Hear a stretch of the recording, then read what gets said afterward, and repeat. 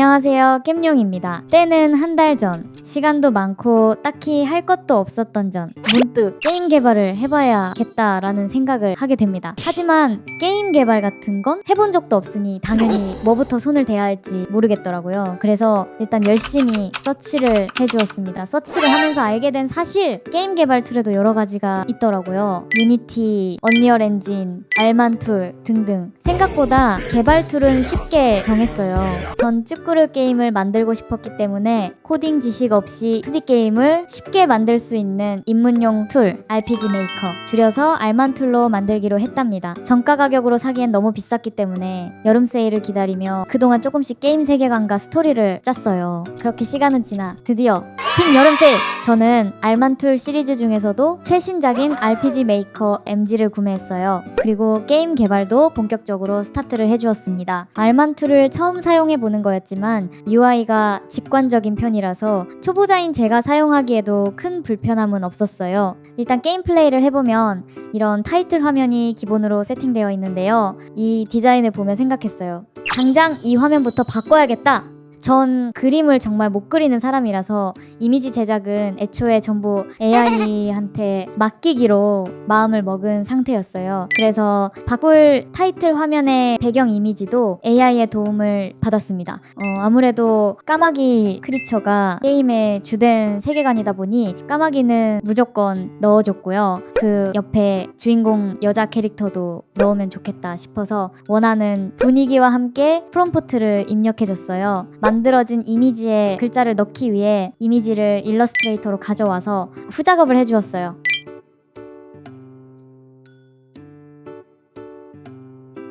만든 이미지는 프로젝트 폴더에 넣고 바로 적용을 해줬어요. 화질이 깨져 보이지만 일단은 흐린 눈을 해봅니다. 이어서 이 옵션 메뉴 창을 꾸며볼 거예요. 찾아보니까 옵션 메뉴를 바꾸기 위해선 플러그인을 설치할 필요가 있었는데요. 전 미수스텔라 MG 플러그인을 다운받아서 필요한 파일만 제 프로젝트 파일에 옮겨주었습니다. 플러그인 옵션 창에서 방금 옮겨준 플러그인을 활성화해주고 쭉 살펴보는데 뭐가 많죠?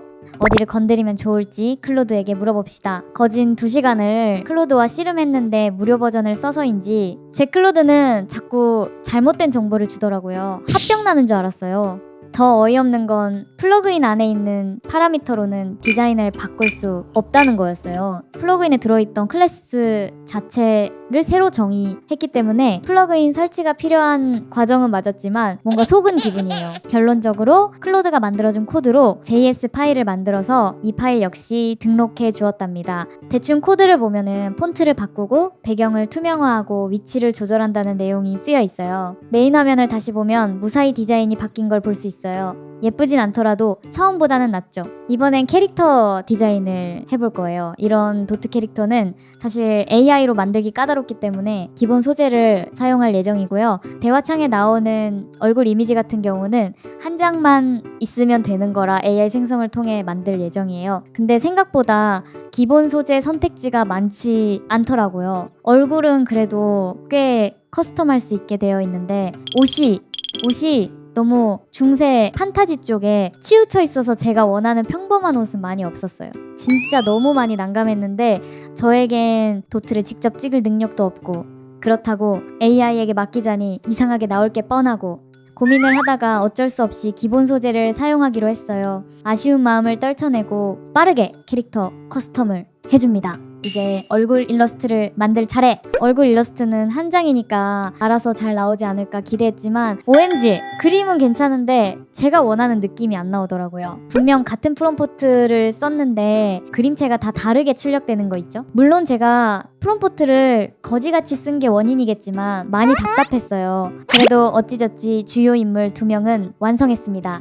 여전히 그림체 통일이 안 된 게 보이죠? 하지만 네, 이게 제 최선이었어요. 자, 그럼 이제 이 캐릭터 일러스트를 가공해 볼 차례입니다. 다른 캐릭터들을 보면은 이렇게 정해진 사이즈 규격에 페이스 이미지가 들어간 걸 볼 수 있어요. 저도 이 사이즈 규격에 맞춰 만들기 위해 포토샵에서 작업을 해주었어요.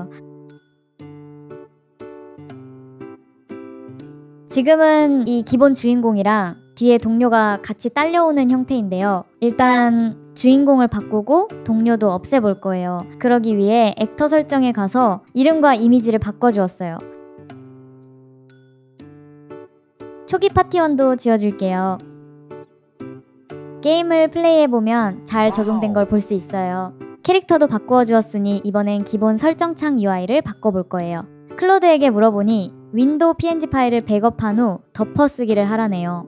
기존에 있던 윈도우 PNG 이미지는 이렇게 생겼는데요. 이렇게만 보면 뭐가 뭘 나타내는지 1도 모르겠더라고요. 그래서 각 영역이 뭘 의미하는지 알아보기 위해서 기존 이미지를 포토샵으로 불러내서 일부러 이런 말도 안 되는 색으로 칠해본 뒤 덮어쓰기를 해보았어요. 와우, 완전 달라졌네요.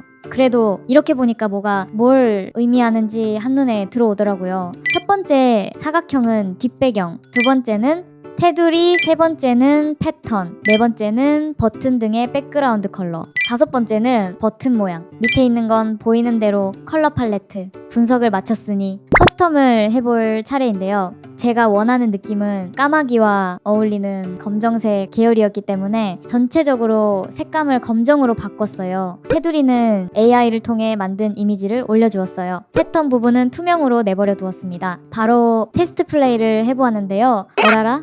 자세히 보면 저기에 빈틈 있는 거 보이시나요? 저거 뭔데? 급 심각해져서 이것저것 만져보다가 알아낸 사실, 그냥 테두리가 얇아서 생긴 문제였어요. AI로 만든 테두리 이미지 크기를 키워봐도 뭔가 이상해서 무식하지만 확실한 방법을 쓰기로 합니다. 그 뒤에 비슷한 보라색을 대충 칠해주는 거였는데요. 그럴듯 하기는 개뿔이죠. 하지만 갈 길이 머니 이 정도는 가볍게 무시해줍니다. 참 마지막으로 폰트도 바꿔주었어요. CSS 파일을 별도로 작성해서 넣고 싶은 폰트 이름을 이렇게 입력해 주었고요. 내 프로젝트 폴더에 넣고 싶은 폰트와 함께 작성한 CSS 파일을 넣어주었어요. 참고로 CSS 파일을 불러드리기 위해 index, HTML 코드에 추가 코드를 넣어주었답니다. 최종적으로는 이런 느낌. 만드는 건 힘든데 만들어 놓고 보니 뭔가 뿌듯하네요. 기본 디자인 설정은 대강 만져줬으니 이번엔 찐으로 게임 개발 스타트라는 느낌으로 인트로 영상을 만들어 줄 거예요.